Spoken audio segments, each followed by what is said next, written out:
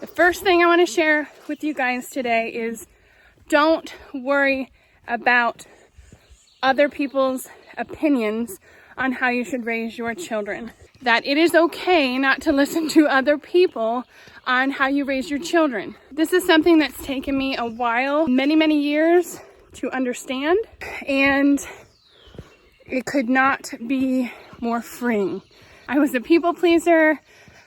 I was raised that you be kind to everyone and that you don't rock the boat and you just always say yes to people, and that's just the way it is, right? And it's taken years and years to break that cycle. As my faith grew in Yeshua, I realized that I cannot serve two masters. I either love the world or I love God. If you are a fence rider like I was and always trying to please everyone else, then you know what you are serving. I now understand what having a pure heart is, even if that means that other people around me is not so happy with my decision about how I am or how I raise my children and how we are as a family. It's not to say that I won't ever listen to anyone's advice. It's not to say that sometimes they're right. My husband and I will always raise our family in the instruction of God and how we feel is right, because we are the parents, not anybody else. Number 2 thing that I do not do when raising my 7 kids is I am not the entertainer. This also took me years to figure out. With my first, I definitely thought that my job, besides obviously taking care of him, was to entertain him. Always think of new projects and new toys we could get to stimulate him. I'm also not saying that we don't give our kids the tools so they can self-entertain. What I'm saying is, it is not our job as parents to make our kids be creative or make our kids be excited about something that we think is really cool. It will happen. All of our kids have different interests, different desires. By not always entertaining our kids, it gives them space to figure out what they like versus what I'm just putting in front of them. Giving your kids space to be able to self-entertain, and I don't even like that word because that means that you have to be stimulated 24/7, and I don't think that's how we're supposed to, live, and certainly not kids. You've got to give them some space to be bored. Boredom sparks creativity. Our kids are incredibly, and I'm not bragging, I am just speaking from experience. Our kids, they are so creative when we're outside. Just super creative. I believe this is because we have not always just laid out the crafts and laid out the paint and laid out all the things. Of course, we supply craft supplies and art supplies, and but that is usually when they ask for something. They thought of an idea in their head. Oh, I want to create this, or I want to make this, or I want to do this. Great, that is a wonderful idea. And then we can give them the appropriate supplies that they need for those projects. It's also not to say that I never play with my kids or never buy them craft projects or anything like that.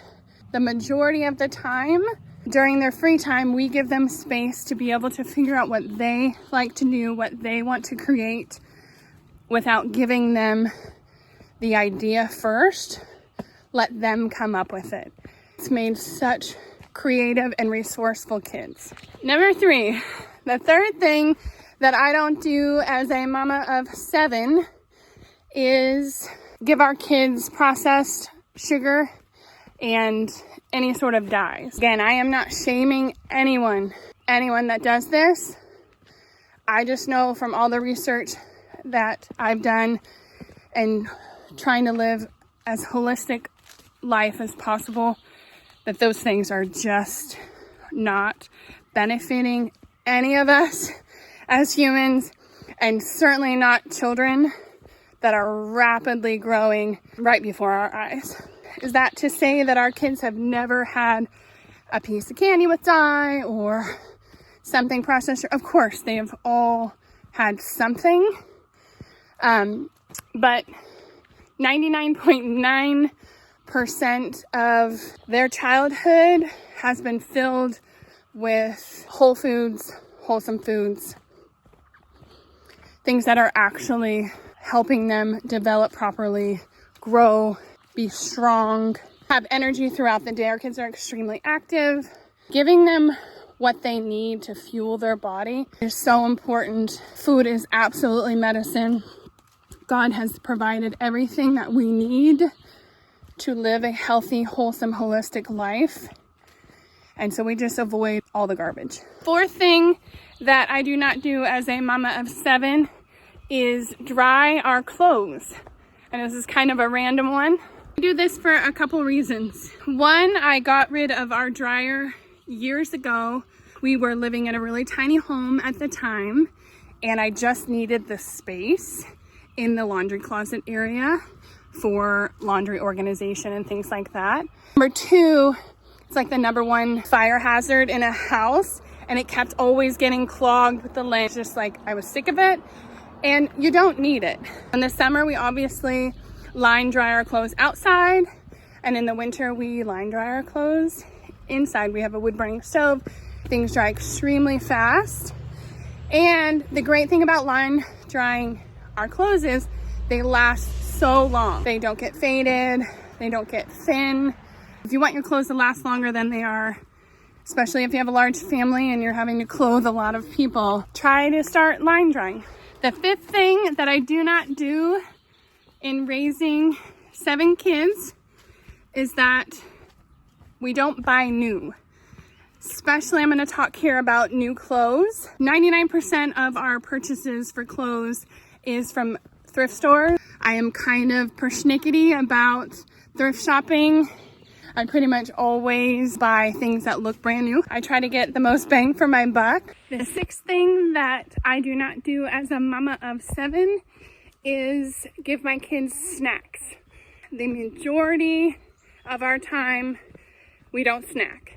And we have found this incredibly helpful with mealtime, having our kids actually eat most or all of their food at mealtime. And I know that's a struggle for a lot of parents, is our kids don't eat, my kids won't eat at mealtime. And this again has taken years of experience. So we have found that having 3 super wholesome, nutrient dense meals 3 times a day has been awesome for our kids' health, for our energy levels, also for sanity, because I cook almost all of our meals from scratch. And can you imagine if I'm also making several snacks every day? I mean, I would never, literally never get out of the kitchen. And as much as I love cooking and I love cooking healthy for my family, there's obviously some other things that I need to do in taking care of my family than just be in the kitchen. And the last thing on the list, number 7 of things that I do not do as a mama of 7 is we do not have TV. We don't watch TV. We don't have a TV. We haven't had a TV in so many years that when we go to friends or families or hotel that has a TV, it is overstimulating to us, sensory overload. I always think about that in a child's perspective. If I, as a grown woman, am overstimulated by a TV, I cannot imagine a child with a rapidly growing brain and personality, it being beneficial to them. Again, this goes back to the entertaining our kids thing, is that our children have developed interests and hobbies and Bible reading and creativity from lack of TV stimulation. It also has helped not only the influence of whatever they're watching on TV, but the ads and the commercials. I'm gonna throw in a bonus for you guys. This is number 8. Thing that we do not do as a family of 9 is that we do not celebrate or honor any secular holidays, whether it be Valentine's Day or birthdays or Mother's Day or whatever, Christmas. We honor God. We follow Yeshua. We honor all of God's feast days and Sabbaths. If this is something that has been put on your heart, if this is something that God's word has been leading you towards, I suggest you pray about it and follow his direction. His direction never fails. Thanks for coming along with me today on my walk. I am extremely sweaty. My hair is all frizzy. It's really humid here today, but I'm glad I got to speak with you today. I would love to create a community here for mamas to have a place, having a honest conversation with other women, creating a community where we can feel safe, we can openly and honestly talk to one another. That is my goal, to share our experience. Again, not claiming we are experts. Let me know in the comments below what topics that you guys would like to discuss in some of the next videos. Many blessings and God bless.